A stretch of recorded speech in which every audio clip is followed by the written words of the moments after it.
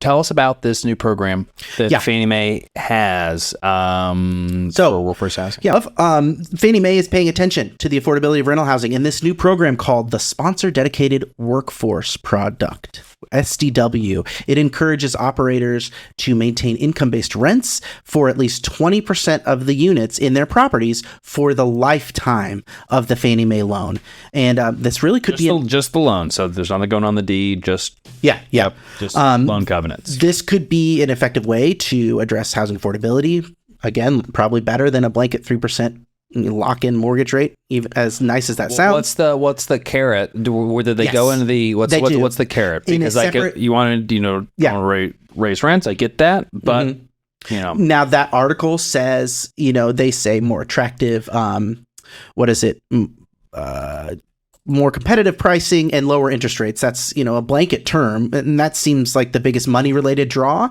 They have a separate document there that details the kind of specifics of what this would entail, which is, it's like 80% LTV, a 1.25 DSCR. They don't have specific interest rates that they're offering, but you can apply for it, or you can look into it, and if they're saying it's cheaper, then it could work for people. I think I'm having lunch with some folks from Fannie Mae tomorrow, actually. Oh, and so I was going to ask them about this. So that's great. I will report back. Let's see what the term sheet says, though. Term 5 to 30 years, amortization up to 30 years, not hooking us up with the 35-year AM. Don't know why. I'm sure they can. But let's just read from the top. Better pricing, more flexible underwriting to incentivize the creation and preservation of units that are affordable at up to 80% of area median income, or in certain metros up to 100% to 120%. So 80 to 120% of AMI. 5 to 30 years. They could have a 30-year term. Interesting. Amortization up to 30 years. Interest rates only fixed and variable rate. Structured ARM loans with a lockup period of less than 2 years are not eligible. That makes sense. They don't usually do that. 80% LTV, sure, not today. Minimum DSCR 125, makes sense. Modification of loan agreement, sponsor dedicated workforce housing. They've got a form. Interesting. So there's really nothing. So the borrower must annually submit a certification of compliance via the Supplemental Annual Loan Agreement Cert Form 6620 and rent rolls. So you gotta, looks like recert every year. There could be worse things, but yeah, there's not a whole lot of details in here. Again, are they? More? So what are those? So Matt, tell me, are they? My guess. Are we limited in the types of, do the rents just have to stay within the AMI band? Or are they posting what their max rents are? A lot of times, like HUD will publish max rents. I'm just curious of what the mechanisms are. Well, they say 80 to 100% of AMI, and that's that. I would that's ask, what they're saying, that it's who it's for, but what are they telling you have to do? Well, I know they kind of leave that blank, and I was going to ask you the same question.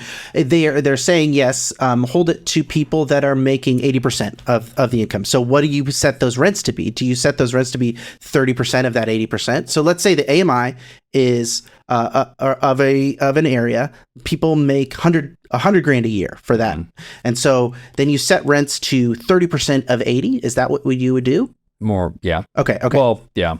And it's like, I don't know because they're saying set it for that. If 80 is like the threshold, you can't have any more than that. Then you would do 30%. Okay, so 80, then you'd have to your rents could not exceed 30% of 80, whatever the rule was, and then for someone to qualify, they would have to have an income in that band. Okay.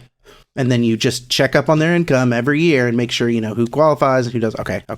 That makes sense. It's interesting, and I don't know why there has to be a big enough carrot. Yeah, I don't know why they're not being that specific about Probably want flexibility. They may not. Yeah. Who knows how many they'll do, and you can also combine it with green financing, so you can do all the above. All right, sweet. And there. there is a community, we're saying all these like monetary enticements, but there definitely is like a social and a community impact that that's also there that, they can work together. You can help investors make money and, help provide housing to people that can't afford it. Yes. And I mean, it's not a charity. I mean, there are nonprofit organizations that specifically focus on this. And at times you can create larger problems by trying to force altruism, into a competitive space. Typically it's, sometimes it works out. I mean, the green rewards programs, there's a lot of money. It's a lot of, the way I've seen it typically work out, and that has some very positive effects. But usually, the wealthiest of the developers end up getting the biggest benefit from these programs. Because at the end of the day, they're keeping the rents about. This is for the deal that like it would qualify no matter what. Like they've already bought the workforce housing property. And so they're basically just like you just kind of keep rents. You can still probably raise rents a little bit, but we're just going to give you a lower interest rate. And we're going to give you more proceeds, and you're going to refinance into this. And so you're going to take $2 million.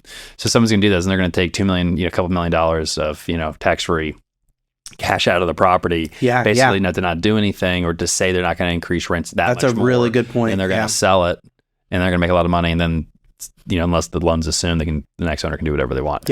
And so I don't know. We'll find out more from the Fannie Mae folks. At lunch tomorrow.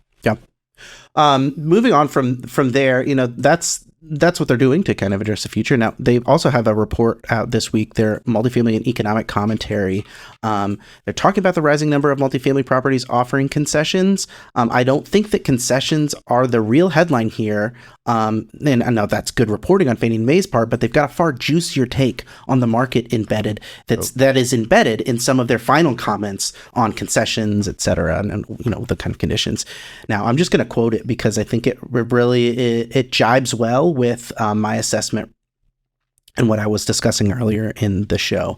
They say, with a robust pipeline of supply expected over the next 18 months, we believe there will continue to be pressure on owners to offer more generous concessions along with lower rents.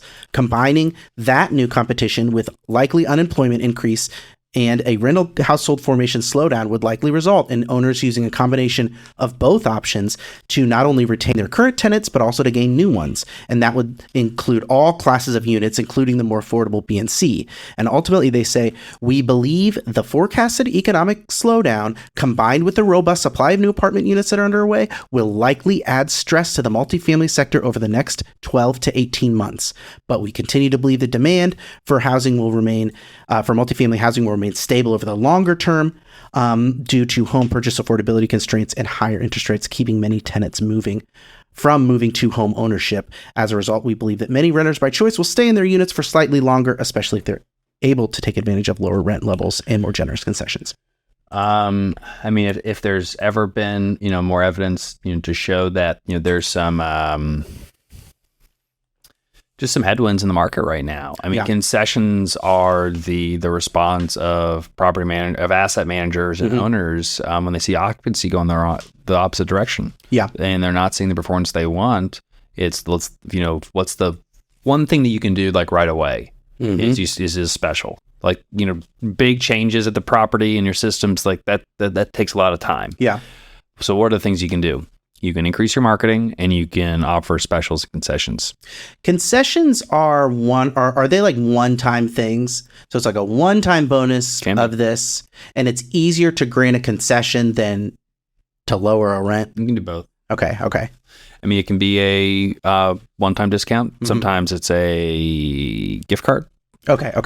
Here's $1,000 gift card. It could go on Amazon. It could be a monthly thing. It could be monthly. There's all kinds of different, shapes and sizes. Okay. It could be your first month is just free, and so that's kind of baked in. This is more of a language question, or first month free, but really it's just that amount has been amortized over the.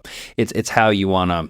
Yeah, it was more of a language question. I'm just wondering, what is it that makes a concession of lower rents more attractive to someone than just lower rents? Toaster. Okay. Well, okay. And maybe I thought Keurig machine. I was thinking more along lines of a lower rent would be like a consistent drag and concession is maybe a temporary thing. It's a race to the bottom. You got to burn it off. So because it becomes a feedback loop of the different properties. Yeah, that's what Someone else is, the one they're offering $1,000 gift card, and we have to offer $1,000 and a concession and lower our rent. Yeah, and again, kind of looping back to, now is the time to buy multifamily.